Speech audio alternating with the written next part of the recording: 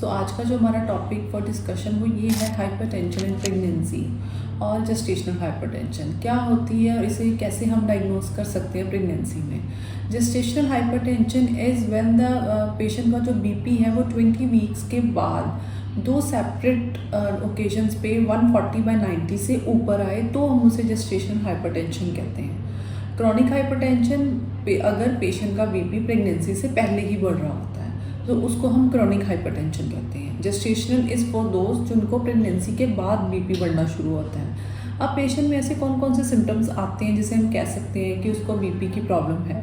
Sudden headache, persistent headache and there is a swelling over face, decrease urinary output और edema all over the body and flashing lights.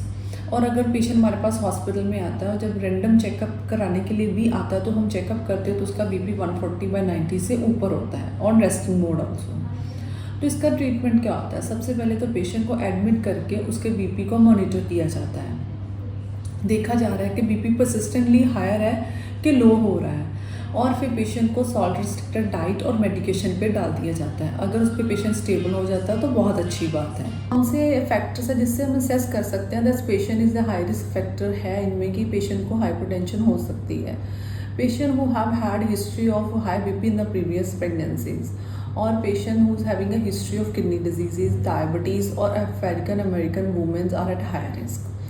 और कब क्या हमें ये assess करना है कि पेशेंट की प्रेगनेंसी को टर्मिनेट करना चाहिए for health benefit for mother के लिए। उसमें हम क्या कहते हैं, अगर बीपी पेशेंट का परसिस्टेंटली 160/100 से ऊपर हो रहा है और इसको हम कहते हैं impending eclampsia. In that case patient की कंप्लेंट्स होती हैं vertigo, nausea, vomiting, epigastric pain and urea and swelling over the period edema that is 4+ and patient को 24 आवर्स से यूरिन आउटपुट बहुत कम आ रही है और जब हम उनका प्रोटीन चेक करवाते हैं यूरिन में that is more than 5 gram in 24 hour urine में।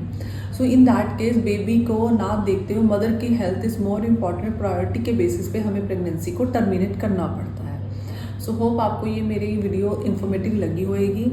अगर इससे रिलेटेड आपको कोई भी क्वेरी है तो you are free to ask on a helpline number और आप हमारे सेंटर पे भी विजिट कर सकते हैं। Thank you.